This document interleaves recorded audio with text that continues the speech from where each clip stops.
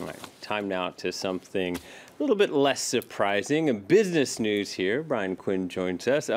Beginning with a top story in the news program, the Catalonia independence movement, and that having an effect on the banking sector in the region.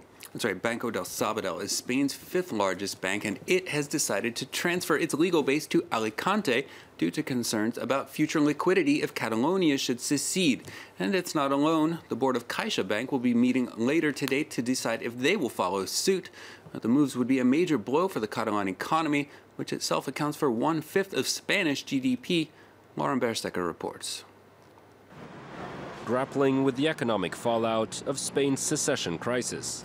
According to the country's economy minister, Catalonia's latest independence bid is giving investors cold feet. This is generating uncertainty that is paralyzing all investment projects in Catalonia.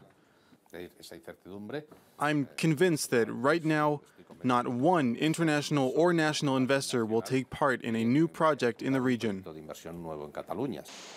The Guindos sought to downplay potential repercussions on the Spanish economy at large, saying it was still expected to grow by over 3% this year.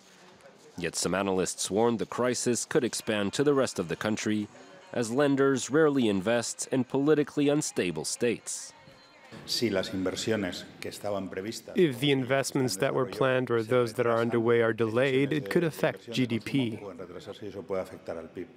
For international investors, there will always be an alternative in Europe that can replace those Spanish stocks until the uncertainty passes. Catalonia's two biggest banks, Sabadell and Caixa, have already begun to make contingency plans. Sabadell said Thursday it will shift its legal base to the Alicante region, while Caixa's board of directors will meet Friday to discuss a similar move.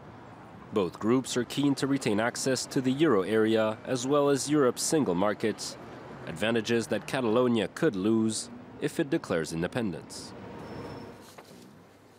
Well, despite worries over Spain, the head of the International Monetary Fund seems quite optimistic about the global economy. Yeah, that's right. IMF Director Christine Lagarde gave a speech at Harvard's Kennedy School of Government on Thursday. She said that the long-awaited global economic recovery is taking root, with 3/4 of the globe in economic upswing as the world sees its broadest-based growth since the decade began.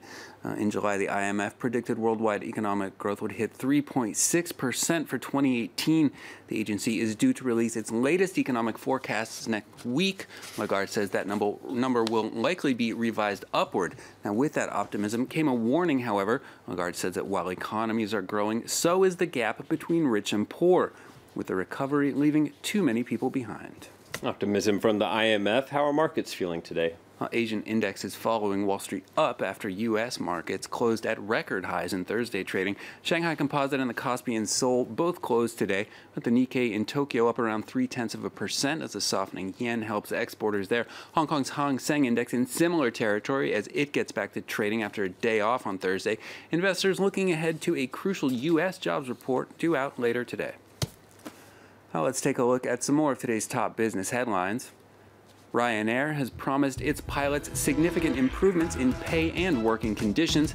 In a letter, the Irish low-cost airline said it will boost pay rates over those of its rivals and strengthen job security.